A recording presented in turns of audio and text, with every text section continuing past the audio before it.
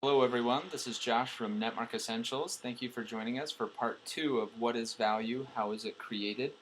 I wanted to take a step back for a second and talk about my job and what I do and the company that I run. I am a search engine optimizer, or SEO for short.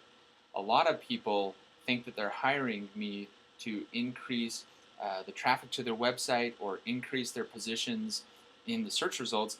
The truth is they're actually hiring me to create value for their firm, and I understand that really, really well. If I don't create more value than the service costs, I'm going to be out of a job pretty quickly.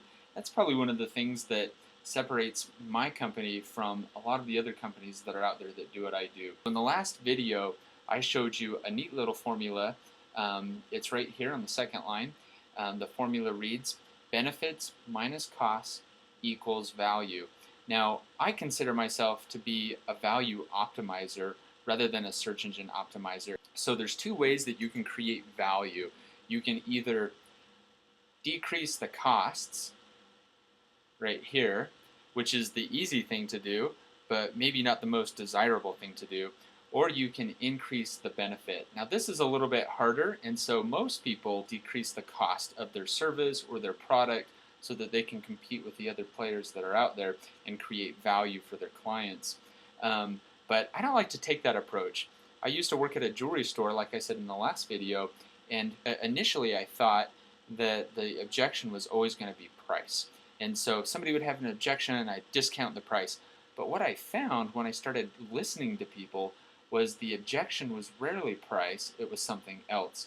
And so I quit cutting the cost of the rings I was selling and the services that I was selling, and I started focusing on pumping up the benefit of the ring they were buying or the necklace they were buying.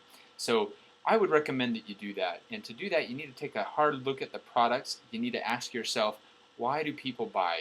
Why are they buying from me? I heard a really good training video one time. A guy held up a bottle of water and he said, what are people buying here? And everybody thought, well, duh, it's obvious, they're buying water. But his answer was really interesting. They were buying health, is what he said. They weren't buying water, they were buying health. So think to yourself, why are people buying from me? What are my products offering or my services offering that provides benefit to them? You want to make sure that you place those benefits prominently on your website, realizing that you just have a few seconds to capture your searcher's attention. Well, again, that's all for today. I appreciate you joining me for part 2 of What is Value? How is it created? I will see you soon with another video. Thanks for joining.